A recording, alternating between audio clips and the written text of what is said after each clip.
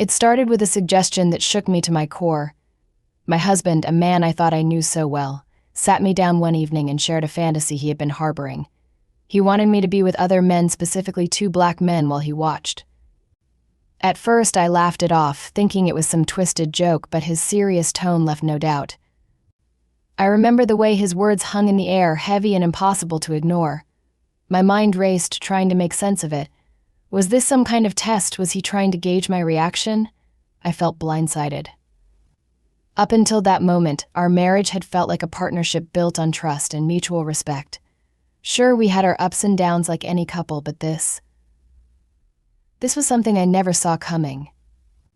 I couldn't help but question everything. What had I missed? Were there signs I'd overlooked? I thought back to every late-night conversation, every glance, and every unexplained moment of distance between us. Maybe this wasn't as sudden as it felt. Maybe he had been building up to this, waiting for the right moment to reveal his true desires. Confusion quickly gave way to anger. How could he even ask this of me? Did he think so little of our relationship that he'd reduce it to some kind of experiment? I wanted to yell, to tell him how hurt and betrayed I felt, but instead I sat there in stunned silence. The words wouldn't come. I was too shocked, too overwhelmed to form a coherent response. But beneath the anger was something else, something I hated to admit. Curiosity. As much as I wanted to dismiss his proposition outright, a part of me wondered why he wanted this so badly. Was he bored? Did he think this would spice up our marriage? Or was there something deeper at play, something he wasn't saying? I couldn't decide if my hesitation was a sign of weakness or just my attempt to understand him. In the days that followed, the suggestion lingered in my mind. I found myself replaying that conversation over and over, dissecting his words and my reaction. Every time I tried to push it out of my head, it crept back in. He didn't press me right away, giving me space to process, but I could see the anticipation in his eyes every time we talked.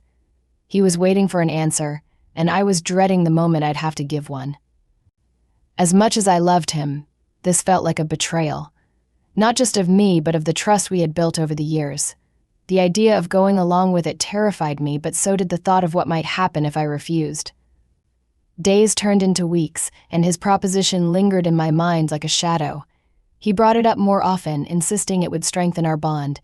He said it was about trust, about exploring uncharted territory together. The more he pushed, the more I felt cornered. I didn't want to lose him, but agreeing felt like losing a piece of myself. I spent countless nights lying awake, replaying his words in my head. The way he framed it made me question myself.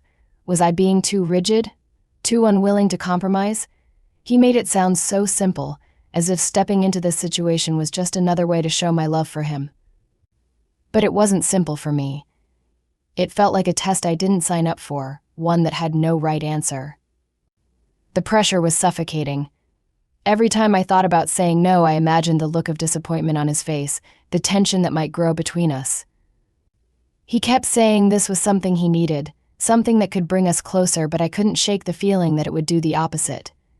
Yet the fear of pushing him away weighed heavily on me. I loved him, and I didn't want to jeopardize our marriage. I found myself going through an internal battle every day. On one hand, I wanted to stand my ground and say no, to remind him that our relationship was supposed to be about mutual respect and shared values. On the other hand, I couldn't help but wonder if refusing him would drive a wedge between us, one that might never fully heal. The stakes felt impossibly high, and I was stuck in the middle, unsure of what to do. Eventually, I gave in. It wasn't a decision I made lightly, nor one I felt entirely at peace with. After weeks of his persistence and my own internal struggle, I agreed to meet the men he had chosen. I told myself it was just a meeting, nothing more, but deep down I knew this was the first step down a path I couldn't fully control. When the day came, I felt a mix of dread and resignation. Meeting them made the situation feel real in a way I wasn't prepared for. They were polite and respectful, which somehow made me feel worse. It was as though their kindness stripped away any excuse I had to back out. I was nervous, ashamed, and full of questions about what this would mean for us. Would this change how he saw me? More importantly, would it change how I saw myself?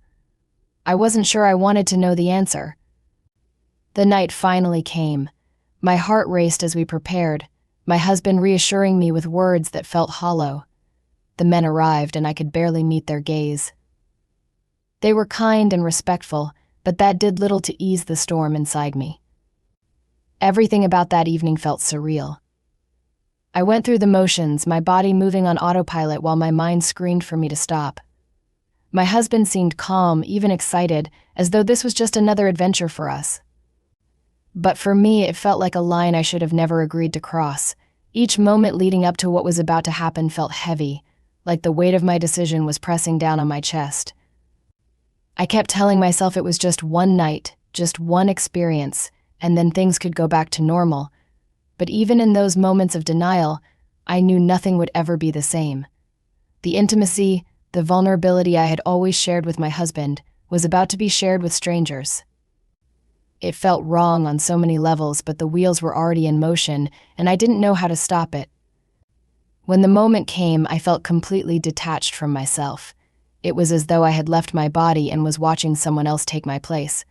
My mind kept drifting to my husband, who sat watching with an expression I couldn't quite read. Was he happy? Was this what he had wanted all along? And if it was, why did it feel so devastating to me? The act itself felt mechanical, like a performance I hadn't prepared for but was forced to deliver. I couldn't bring myself to fully engage, my emotions swinging wildly between guilt and resentment. The guilt was for agreeing to something I didn't truly want, and the resentment was for my husband, who had put me in this position. Every moment felt like it stretched into an eternity. I kept waiting for it to end, for the nightmare to be over so I could retreat back into myself. But even when it was finally done, the relief I expected never came.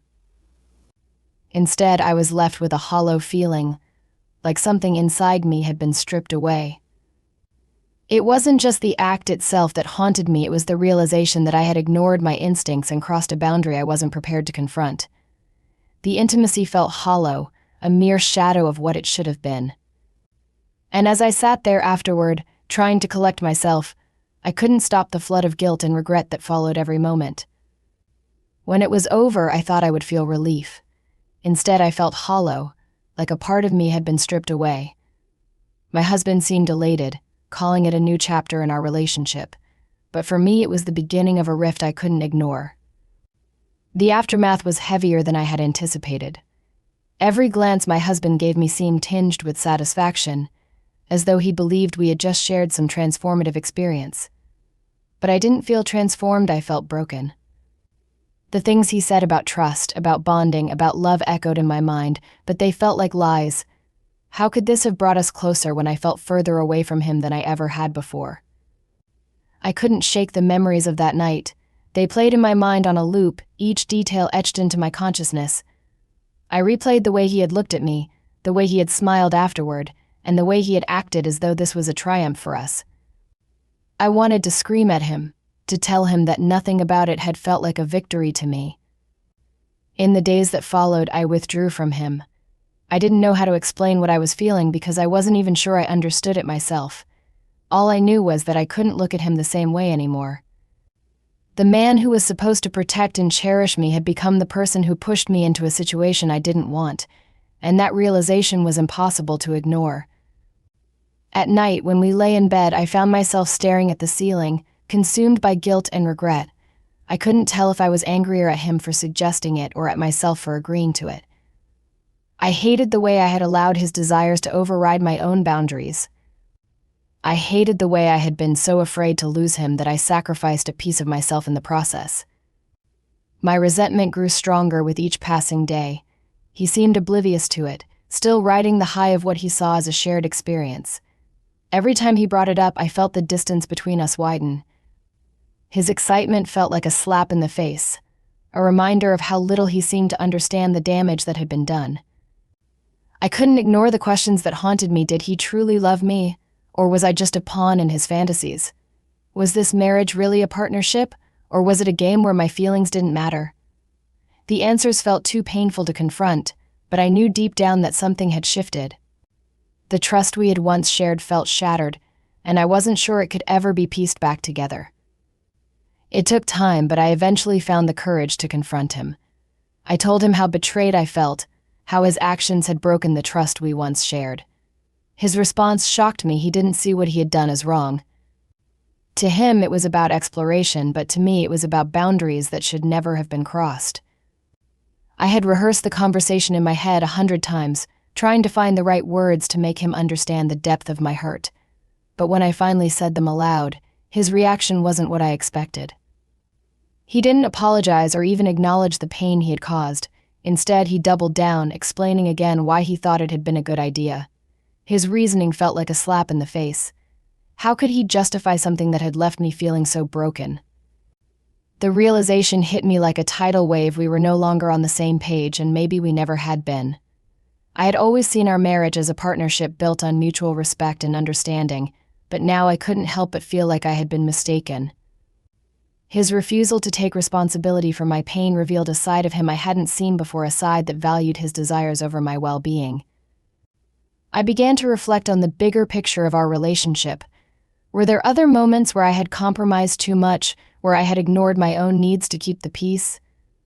The answer was hard to face, but it was clear.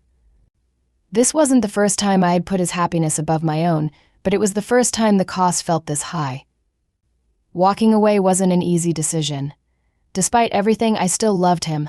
I still held on to the memories of the good times we had shared, the moments when I believed we were unshakable. But I couldn't ignore the reality staring me in the face. Staying meant continuing to sacrifice pieces of myself, and I wasn't willing to do that anymore. Leaving felt like stepping into the unknown, a mix of fear and liberation. I didn't know what my future would look like without him, but I knew I needed to rediscover who I was. I had spent so much time trying to be the wife he wanted that I had lost sight of the person I used to be. Now, as I look back, I see this as a painful lesson about trust, respect, and the importance of boundaries. I'll never let anyone dictate my worth or compromise my values again. This chapter of my life is over, but it has shaped me in ways I'll carry forward forever.